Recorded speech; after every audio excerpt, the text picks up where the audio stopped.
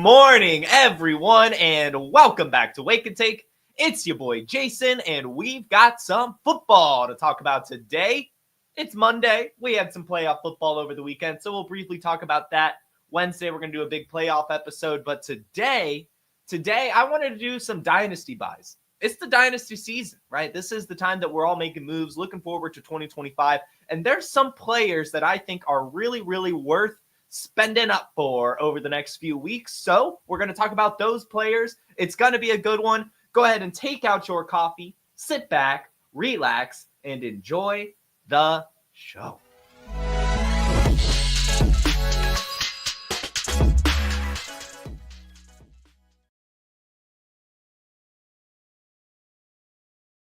Good about his Eagles win. We've got Alex, we've got Bach, we've got Louie, we've got Jeff, Happy Hudson, Jamie. Glad to see you all this morning. Let's talk some football. Let's talk some Dynasty buys. You guys know this is my favorite topic, right? I love the market. I love buying and selling, mostly buying, but I like selling too. But today we've got some buys, and today's episode is called Top 5 Dynasty Buys, but I've got a little treat for you guys. It's actually like 13. It's actually like 13 buys. Almost every buy I had this morning, I was like, well, if I'm buying this player, I might as well get this player also on his team if I believe in them or something like that. So it's usually like, really, it's like 5 pairs, or really it's 4 pairs with 1 fifth guy. And then I also separated this into like objective buys. And then I've got some like Jason buys at the end that don't have any reasoning besides, hey, I'm Jason and I still like these players. So it's going to be good. I'm really excited. I love Dynasty buys. You guys know it. Let's go ahead and get into it. And I'll go ahead and do this. You already know the first one, probably. Based on the thumbnail, based on me, based on everything we've been saying over the last few weeks, it's Caleb Williams. Caleb Williams has fallen a decent bit in Dynasty valuation, right? That's the course of it. And right now on Keep Trade Cut, he has fallen down to quarterback 12. And to me, right, that is still expensive, right? Like quarterback 12 is still going to be a pricey player. But to me, he's fallen enough to where I'm comfortable taking on that risk. He's next to like Brock Purdy, Baker Mayfield, and stuff like that in the rankings. And to me, Caleb Williams, at only 23 years old, still, of course, has the ceiling that we were drafting him for last year as the 101. I do think he's more than likely still a top 10 dynasty quarterback when it's all said and done, and maybe even higher. And I just think this season, like I talked about, right? Like I very much did not expect a good rookie season from Caleb Williams this year, or at least a great one. And we still got a good one, right? 3,500 passing yards, 20 touchdowns, nearly 500 rushing yards. No way.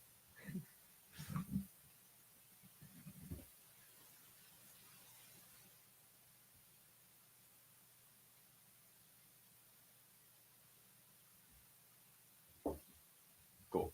Classic. Hey, I get a new computer. I got a new computer. It comes in today. So this is the last episode on the bad computer. So let's go. Anyway, nearly 500 rushing yards as well. Really not that bad. Average 15 points per game, which was quarterback 21. Of course, that's a disappointment because mostly he had no rushing touchdowns. I do want to I know that obviously different things and everything like that, but he had a very similar season to Jaden Daniels, a player that we've, crowned a top 5 dynasty quarterback. Jaden Daniels also had 3,500 passing yards. Jaden Daniels also only had 20-something touchdowns. He had 25. And then, of course, where Jaden Daniels made his money was the 891 rush yards and 6 rushing touchdowns. But Caleb Williams does have the wheels. Not quite the Jaden Daniels wheels, but still will have some rushing touchdowns over his career. So I just really got to say, was Caleb Williams' season that bad? Or were we just disappointed based on our expectations? Because when I look at nearly 4,000 all-purpose yards and 20 touchdowns, I've really got nothing to complain about for a rookie. Especially on a Bears team, head coached by Shane Waldron, or head coached by Matt Eberflus with the offensive coordinator, Shane Waldron, who we already didn't believe was a good coordinator. So I think that the rookie season was fine. And I think that he's going to get much better over the course of his career. We see the Ben Johnson ties, which would be amazing for the offense.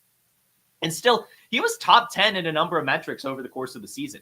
He was 7th in pass attempts. He had the most deep balls in the entire league. He was 8th in pace of play, so they're moving quickly. He was 7th in money throws, 2nd in air yards. I mean, the guy was still playing pretty well. He just didn't quite get the touchdowns that we wanted him to. But he still has DJ Moore. He still has Rome Odunze. And he still will probably have Keenan Allen next year as well. So I I think I'm buying into Caleb Williams. I still believe in the prospect. I still believe in the player. And I do think that the Bears offense is going to be a lot better next year, which leads me to the pair. If I'm buying Caleb Williams, I'm still buying Rome Odunze. Rome Odunze right now is the wide receiver 19 in Dynasty. And last year, it was kind of disappointing. He only had 734 yards and 3 touchdowns. But you have to remember it's a fairly crowded offense. You have to remember, again, Shane Waldron was the offensive coordinator and just doesn't like these 3 wide receiver usages. And you also have to look and see that Rome Odunze still was 14th in air yards and 2nd in unrealized air yards with 917. He also still had a nearly 20% target share, which is still pretty solid for a rookie, especially on a crowded offense like the one it was. So we have to remember the profile when we look at Rome Odunze. 6'3", 212 pounds, 4'4", 40. Best comparable player, Justin Jefferson. Over 1,400 yards in college, in his last season at college. Top 10 draft pick. Only 22 years old. This is a awesome Dynasty asset. And he's wide receiver 19 on keep trade cut. So I'm buying both Caleb Williams and Rome Odunze and investing in this Bears offense where I can. Don't sell low on them, like Mark says in the chat, of course. But also, just buy them. Just go get them on your team and see what happens. I really doubt that even if Caleb Williams loses value, right? Or even if Rome Odunze loses value, it's not going to be much. Like, we're talking quarterback 12 to quarterback 14, wide receiver 19 to like wide receiver 23. Like, this is basically their floor, is what I'm trying to say. This is the best time to buy them while the like disappointment of the 2024 season is still fresh. Because the second the Bears bring in a head coach, Ben Johnson, right? It's over. You're not going to want to buy these guys or be able to because of their price tag. So we're getting them now, and we're not really thinking about it. But if you want to think about it, I just laid out all the reasons why you should still buy them. So that's kind of our big buy number one. It's Caleb Williams, but also Rome Odunze. I believe in that player. I believe in that prospect, and I think this offense is going to be a lot better next year. And the next one, I see Dustin in the chat, so I know he has something to say here. I know he does, but I still believe in Kyler Murray. I know that Kyler Murray still hasn't quite been the player that we wanted him to be, but we've seen the flashes. And most of all, he's been fairly consistent when healthy. And what I like about Kyler Murray is the fact that he can do it all. Last year, 3,800 passing yards, 572 rushing yards, 5 rushing touchdowns, and 21 passing touchdowns. He averaged 18 points per game, which was 12th in the league, and was at the top of the league in a number of metrics as well. He was 9th in pass attempts, 11th in deep ball attempts, 11th in passing yards. He was 13th in fantasy points per dropback, which is awesome, 12th in fantasy points per game, as mentioned. He was 9th in completion percentage. I mean, this is still a really good quarterback, especially when you take into account his wheels. He was 6th in rush yards per game, 4th in total rushing yards, and 8th in carries, 7th in rushing touchdowns as well amongst quarterbacks. So this is still a very good quarterback. And to me, the problem with Arizona is, of course, kind of the play calling and the way the offensive coordinator, Drew Petzing, runs things. Now, he is expected to be brought back this year, which, is still kind of disappointing, but we have to remember this is Dynasty, and we're still thinking, at least 2-3 year window. And even if he is back this year, they did end the year fairly strong. What I really, really like is that they ended the year strong, and I really do hope, again, this is hopium, and think, though, that they will kind of utilize the last couple weeks and see, like, hey, things really did click on this offense. This is probably how we should at least try to run things next year. In week 17, Kyler Murray had 48 pass attempts and over 300 passing yards. Only 1 passing touchdown, which was the disappointment there. But then he followed up the next week with 35 pass attempts, 240 passing yards, and 4 passing touchdowns. It was a really, really good end to the season for him. And I do think that that's going to lead into next year. And I do, again, believe that Kyler Murray, like we've seen before, he's a really good fantasy quarterback in particular. I understand he has the height and health concerns, but I do think with Trey McBride and his other guy, Marvin Harrison Jr., and, a better offensive line, Drew Petzing kind of figuring out some things towards the end of the year this year, that we're going to look at a better Arizona Cardinals offense in 2025. So again, like I said with Caleb Williams, if I'm buying Kyler Murray, I'm also going to go ahead and buy Marvin Harrison Jr. Marvin Harrison Jr. right now is the wide receiver 11 in Dynasty, which again is going to be a high price tag, but we have to remember how much he used to cost and how much he probably will cost if he does hit in the way we expect him to, and I believe he will. This year wasn't too bad, and I know kind of with Marvin Harrison Jr., the thing this year, in particular was the hit or miss. You know, he had some big games and then he had some floor games. But he still finished the year with nearly 900 receiving yards. He had 885, which is not too shabby for a rookie, and 8 receiving touchdowns. The big complaint here is, of course, that he just got outperformed by some other rookie wide receivers, namely Brian Thomas Jr., that's really put a sour taste in people's mouth. But like Kyler Murray, he ended the year strong as well. He had 10 targets in Week 17, brought in 6 of them for 96 yards. And in Week 18, he had 6 targets, brought in 5 of them for 63 yards and a touchdown. And what's great is both of those are divisional matchups. And his best game of the season also was against a division opponent, against the Rams, where he finished as the wide receiver 1 with 29 points and 2 touchdowns. He finished the year with a 22% target share, which was disappointing, but again, not bad for a rookie. He was 6th in air yards amongst all wide receivers with 1566. He was 7th in air yard share with 42%. He was 5th in unrealized air yards with 829 air yards left on the table. 3rd in win rate versus man. This is important. He's winning his routes. 42% win rate against man coverage. And 10th in total route wins in general, had 216 route wins. He's still the wide receiver that we want him to be. Things just didn't quite click in terms of play calling and really Kyler Murray passing his way. He went to Trey McBride a lot, or just the play call, like Marvin Harrison Jr., like it was just like he didn't quite get open at the right time based on the play call. It just wasn't right. It isn't the greatest match. You know, that is something that we've seen a lot, but I think it's getting better. Like we talked about how they closed the year. And again, Drew Petzing is back this year, and I think that is kind of my big concern in terms of them hitting their ceiling this year.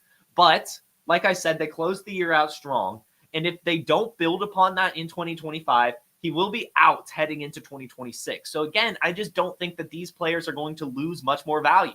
Kyler Murray at quarterback 13, Marvin Harrison at wide receiver 11. Those are basically floor values for the type of player and points, especially that you can get for them. So I am buying into them. I do like this Arizona offense, and I do think they'll be better in 2025. And I think a big part of that is going to be the unlock of Marvin Harrison Jr. and Kyler Murray in the passing game. So we're buying them in Dynasty. Next, another kind of expensive, but not too expensive, it's Xavier Worthy. Xavier Worthy right now is the wide receiver 24 on keep trade cut. And to me, I think that that's worth buying. It's close to ceiling. I'm not going to lie. I don't know if Xavier Worthy goes much higher than like wide receiver 15. I just also don't really see him losing much value over the course of his career either. Xavier Worthy is just such a stud, right? 5'11", 165 pounds. Of course, he's underweight, but runs that 4.2. And what we saw from him, again, towards the end of the year, was just miraculous. Over the last 3 weeks, we'll just go backwards. So on Christmas, 9 targets, 8 receptions, 79 yards and a touchdown on top of 2 carries. The week before that against the Texans, 11 targets, 7 receptions, 65 yards, a touchdown, and 3 carries. And the week before that against the Browns, 11 targets, 6 receptions, 46 yards, 3 carries, and a rushing touchdown. Just incredible usage. And this is what we see, right? Chiefs rookie wide receivers generally start the year off slow and then end the year really, really strong and then build upon that over the course of their career. And so that's the case I expect for Xavier Worthy. I think that he's on a trajectory to be a true alpha in Kansas City over the course of his career. We have Travis Kelce on his way out, and we have an impending suspension for Rashee Rice as well.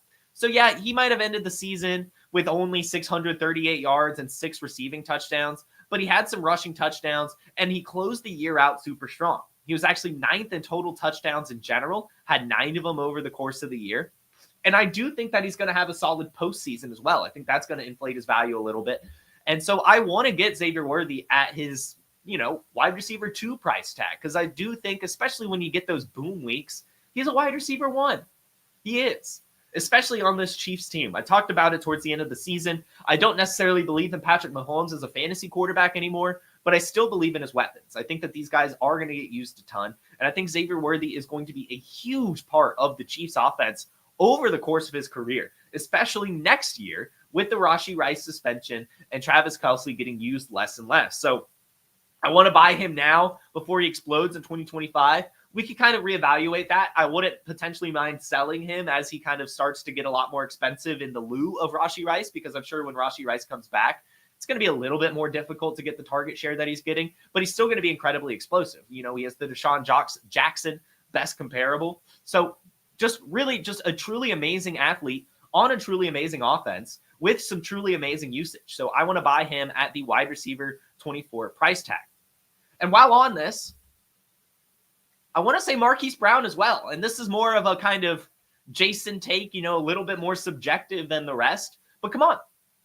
Marquise Brown is going to sign another contract with the Chiefs. He spent the whole year essentially injured, is going to have a little bit of a postseason run, and he's going to take a friendly deal to be back in Kansas City. I think we all know that to be the truth.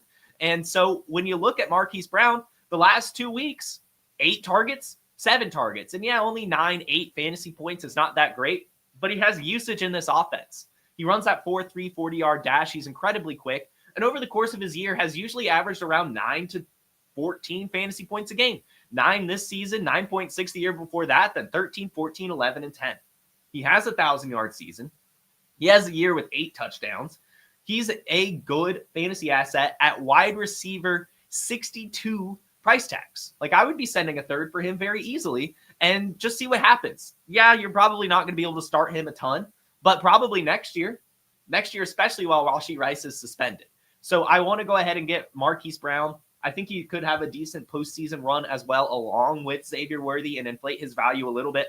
So I just want to buy both these wide receivers. I think they're going to be big parts of the Chiefs offense next year, especially for fantasy. And I want to go ahead and get them, Xavier Worthy and Hollywood Brown. So those are a bunch of buys. We still got a few more. But before we get into it, I do want to go ahead and let you guys know about Fast Draft. Drafting is the best part of fantasy football, and drafting fast is what Fast Draft is all about. Fast Draft is the fastest best ball app on the planet. With just 6 rounds and a 20-second time clock, you can draft in under 10 minutes. Don't have 10 minutes? Use Turbo Mode to create teams with a click of a button. We love volume players, and volume players love Fast Draft because we make it exponentially easier to max enter 150 lineups, and if a tournament you love does fill, don't worry, we'll roll out another one the next day because we focus just on the players you care about. In April and May, our Origins tournaments are rookie only because the NFL Draft is the second most popular event in American sports after the Super Bowl. Fast Draft tracks player ownership in real time, so you can always see your exposure at a glance in the draft room, and there's no position restrictions. And the best part of that is you never have to draft a tight end. With only 60 players drafted, there are 2 key ways to get unique. You draft players well above or below ADP, or shake up your boosters. The boosters let you set 4 players with point multipliers up to 2x, so you can improve your chances of being unique by putting premiums on later round picks. Okay, that's what Fast Draft's all about. Now start your engines.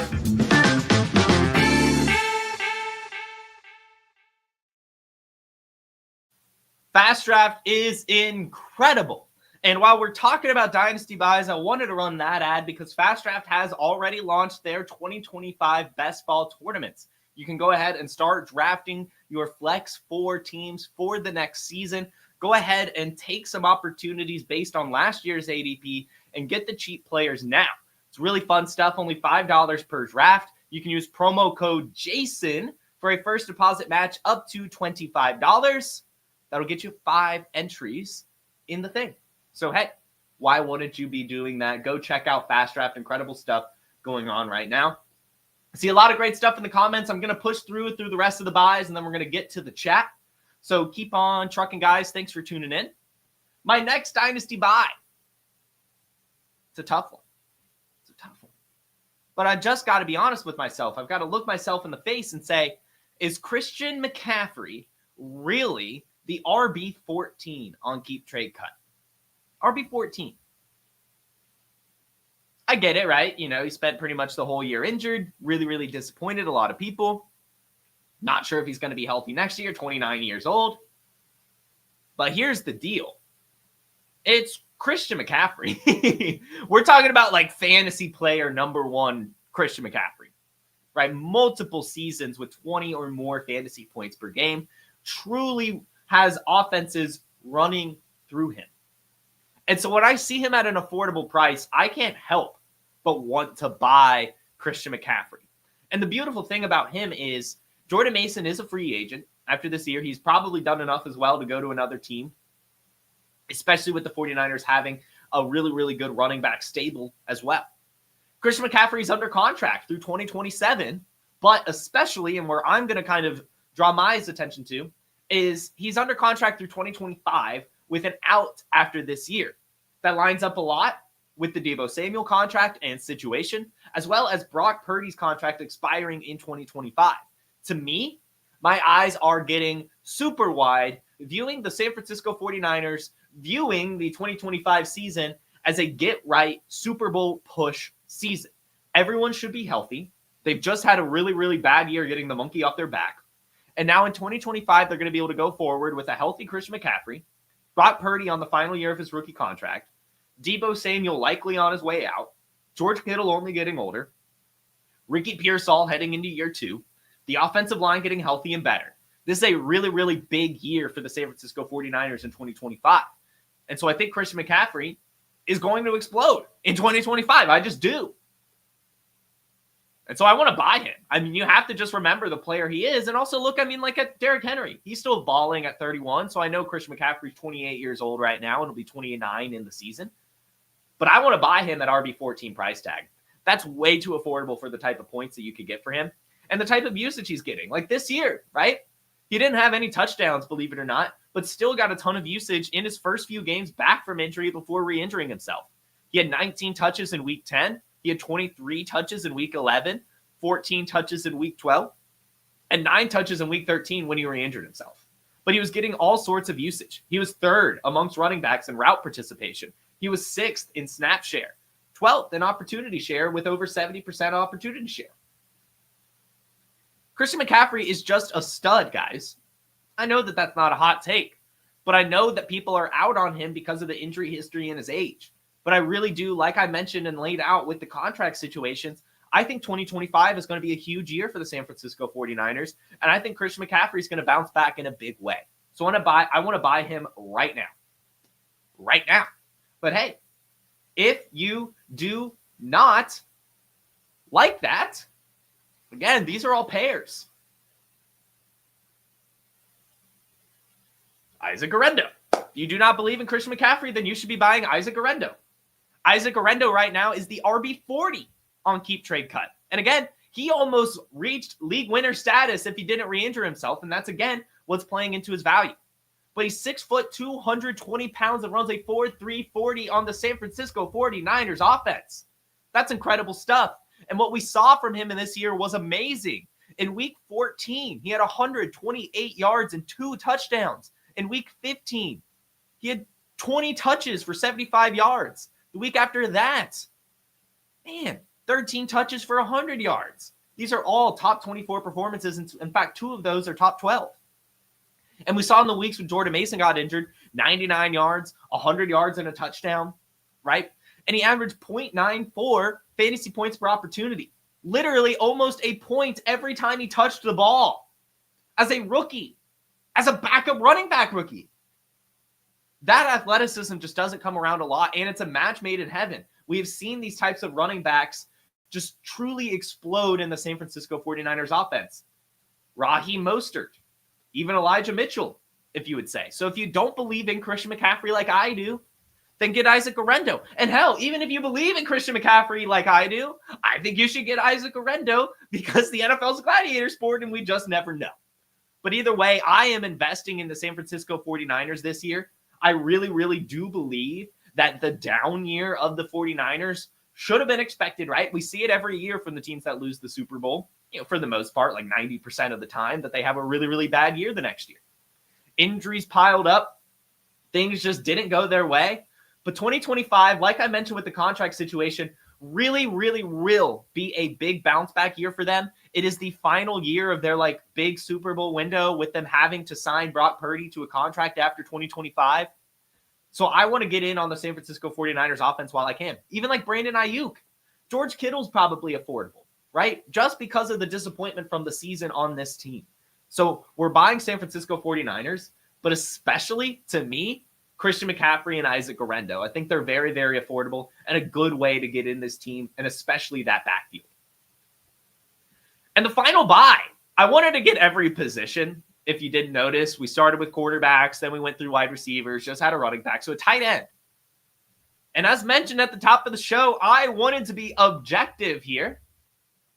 And so I'm not recommending buying Kyle Pitts yet. I'm not giving up on Kyle Pitts, but my actual tight end buy, it's not Kyle Pitts.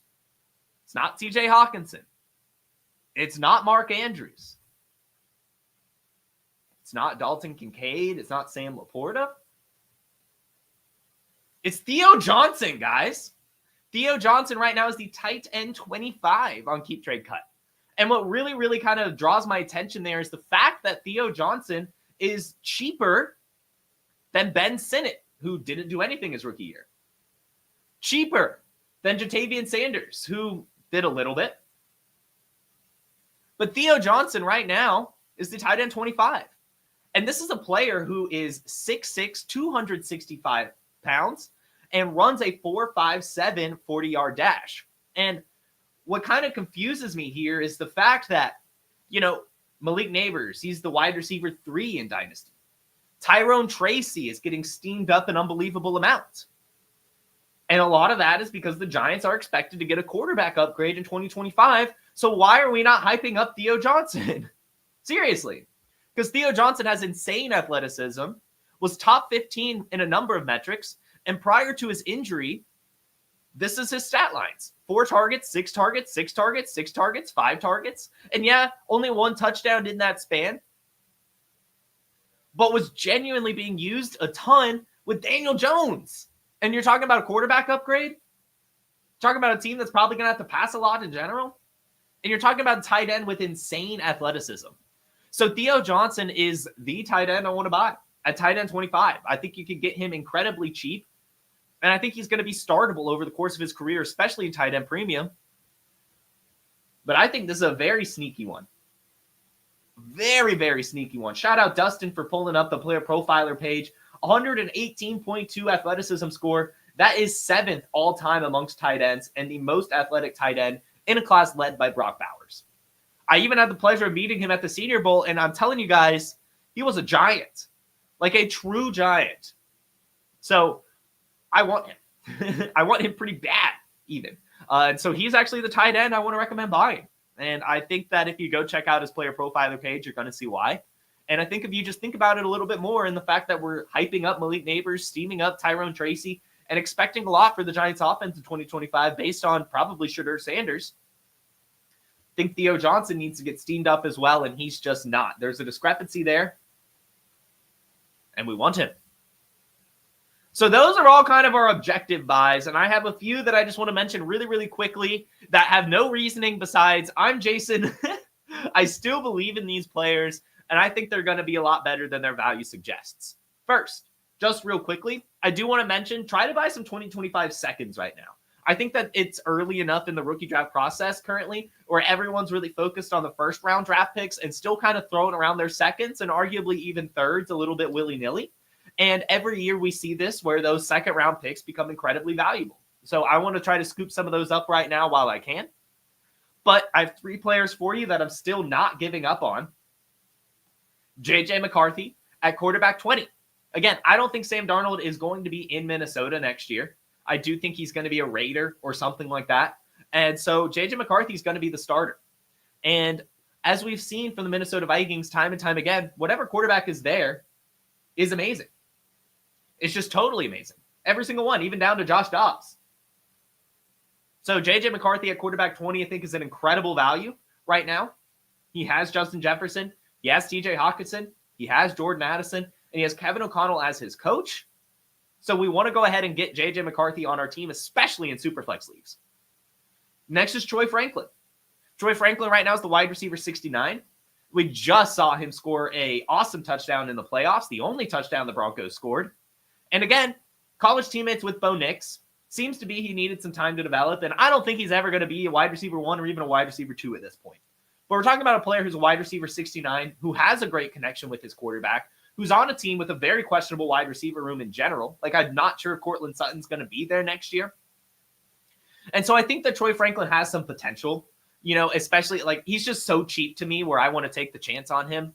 Same could be said for Roman Wilson. Roman Wilson spent the entire year on IR essentially and has really great athleticism. The wide receiver 2 role in Pittsburgh is wide open. So I want to try to get Roman Wilson as well on my teams. And lastly, Kyle Pitts. I can't quit Kyle Pitts, guys. Why would I ever quit Kyle Pitts? And right now he's the tight end 9. He's cheaper than Tucker Kraft. If you have Tucker Kraft, go give Tucker Kraft to the Kyle Pitts owner. Shake their hand, spit in it, do whatever you need to do. I still believe in Kyle Pitts. Do I still believe that Kyle Pitts will be like a top 3 tight end? I don't know. But I still think he's very startable. I think he still has a ton of athleticism. And as we've seen from this Falcons offense and Michael Penix, they do look like they're gearing up for a great season in 2025. And Kyle Pitts could be a big part of it. You know, he's still not, to me, when I watch him, he doesn't pass the eye test anymore. Something is wrong. Something. But still, tight end 9 to me is a price I'm still willing to pay for Kyle Pitts. And just hope that he can finally get it together. And I think that he has the quarterback now in the offense to at least be very usable. You know, we may never see the true, like, alpha tight end that maybe we were hoping for, like the next Travis Kelce or the next Brock Bowers, funny enough, you know. But still, I think he'll be good, right? I think he'll still be like a perennial top 10, top 8 tight end pretty easily. So don't want to give up on him. Want to buy into Kyle Pitts as well. And those are kind of our random Jason buys. 2025 seconds, J.J. McCarthy, Troy Franklin, Roman Wilson, and Kyle Pitts. We want those players. Just because they're cheap enough. Just because they're cheap enough. And we'll see. Again, those were the more subjective ones. You know, those are just some ones that I think they catch my eye. I'm not like really trying to argue here, but if you agree, then pounce on it. The ones I really cared about were the ones with all the stats and that we spent 30 minutes on. But anyway, let's go ahead and hop into the chat. Thank you guys for tuning in. Thank you guys for asking some questions. Let's go ahead and see what we got.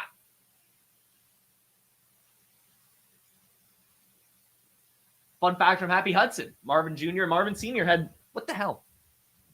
Had some identical stats their rookie year. Pretty cool stuff. Pretty cool stuff. Which just goes to show, hey, we're going to believe in Marvin Harrison Jr. because Marvin Harrison Sr. made the Hall of Fame. You know what? My camera isn't recognizing now. There we go. Hey, last day on the bad computer. The new computer's behind me. I just didn't have the right cable. I have to go buy a cable for it. This computer's so old that it still uses VGA on the graphics card. My new one, I need to get a DisplayPort cable. So, but hey, Wednesday, all new computer. Everything should be good. Very cool stuff. Anyway, I like Dustin's take here. Trade Devontae Smith for Xavier Worthy, and I'm a Devontae Smith guy. But I do think that Devontae Smith, Xavier Worthy, very similar in terms of the fantasy points that they'll output. And the fact that you get a cherry on top, I think, is amazing. I think this is a funny thought as well, that someone may trade for or pay up for Hollywood Brown just to see what he knows from the Chiefs. I like that. I think that is fun, but I do think that Hollywood is back in Kansas City more than likely. Would you keep Marvin Harrison Jr. for a first round this year or hope that he falls to the third? You took him in the second and Neighbors in the third, so you're going to keep Neighbors at a 2 this year. I would just keep Neighbors at the 2. I don't know if Marvin Harrison probably won't fall to the third, though. So, I mean, you could just say that you kept Neighbors at the 1 and Marvin Harrison at the 2 to make yourself sleep easier at night, to be honest. I do still want both of these players. And assuming you get to keep 2, not sure what your other options are, but I don't think he'd fall to the third in a keeper, given the fact that some of the top-tier talent is kept. So that'll kind of raise his ADP. Yeah, I would rather keep Neighbors at the second than Marvin Harrison in the first, though. Easy peasy if you only get one. What on top of Chase Brown gets you to the 105? I have no clue. Maybe a second? I don't know. This is the hardest time of year to sell running backs. Just impossible. I do want to sell Chase Brown. I think he's an easy sell. I know a lot of people are talking about buying him, making him amazing. I do want to sell him very badly. I'm not going to lie. I think the Bengals are primed to take a running back in the draft this year. They have everything else figured out. They might as well draft someone. And it's kind of evidence, right? They brought in Khalil Herbert. They tried Zach Moss. And yes, Chase Brown was amazing, but they do still want a between the tackles guy. They do. And so Chase Brown, I do think, is amazing and will be really good for his career. But the fact that his value right now is where it is, I do want to try to sell him. What the hell? I might just need to get a new cable. It just keeps unplugging. But yeah, I'm not sure like literally what it would take. I would just, it kind of varies by league to league, to be honest. No, varies quite a bit based on your league mates and everything. But I would say start with a second. Chase Brown in a second sounds like a 105 to me. CMC closer to Todd Gurley and Derrick Henry. I don't know about that. Maybe, but no, I right firmly in the middle almost, I would say. But yeah, no, I know that Derrick Henry is an unfair comparison. Derrick Henry is a god amongst men. I am also rooting for the Arizona Rams today. I really think that we might see an upset tonight from that game. The Rams are just good in the exact areas that the Vikings defense struggles. Like, this is a very tough matchup for the Vikings. Plus, the Rams have extra stuff to fight for with all the fires going on. So I do think the Rams have a sneaky potential today.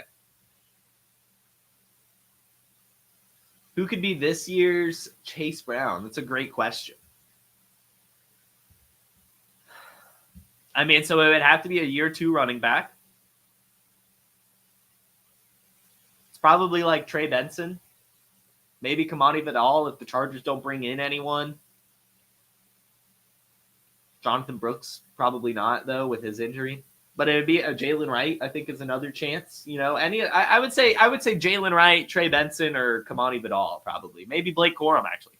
Any of the ones that we really hoped were going to hit in year 1. But they just didn't.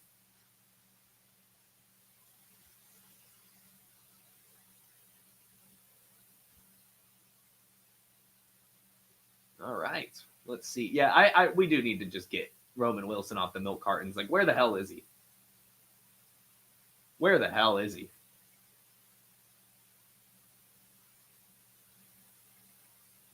Is it worth tearing up from Laporta to McBride for a late 26 first? No. No, I would not add a first to Laporta to get to McBride. I know that Laporta had a down year, but he's still an elite tight end, and he closed the year a lot stronger than he started the year. And this is just an offense I don't want to get out of at all. I think that, yeah, sure, we're looking at a 26 first. Like, I could get that back. It's next year, yada, yada, yada. I think that's too much. I think that they're a lot closer in value than we're willing to admit, especially with my belief that Marvin Harrison Jr. is going to have a higher target share next year. McBride's still amazing. I want McBride, but not at the cost of Laporta and a first. And that should do it, guys. That should do it. Again, I do want to mention, go ahead and start subscribing to Player Profiler News YouTube channel. This may literally be the last Wake and Take on the main channel. We are doing a big rebrand over the course of this offseason. I believe we're starting it this week, but I'll double check.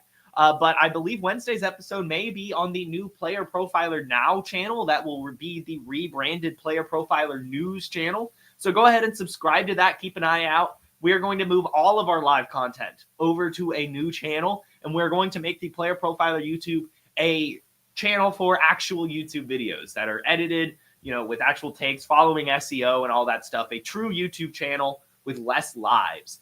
So go follow Player Profiler News right now. That will be rebranded to Player Profiler Now. That is where all of our live content will be, like Wake and Take, like the Beat Writer Show, like Mind of Mansion. Even all of the live shows are going to be on that new channel. So go ahead and subscribe to it now. Keep an eye out to that. We'll have an announcement when it becomes official, and we'll let you know. But I just want to go ahead and keep you guys aware of that. This may be the final Wake and Take on the main channel. So I do want to say thank you guys for all the support on the main channel throughout the last few seasons. It has been incredible being your host, and you guys have been an amazing audience. I cannot say it enough. You guys are the best, truly. So go ahead and hit that like button, hit the subscribe, have a magnificent Monday, and I will see you Wednesday for some more Wake and Take. Peace! Hey, I want to thank you for being part of this broadcast. If you have any thoughts on it, leave a comment. If you enjoyed it, make sure you leave a like. And if you want to see more shows on the Player Profiler channel, subscribe to it. That's how we know you want more.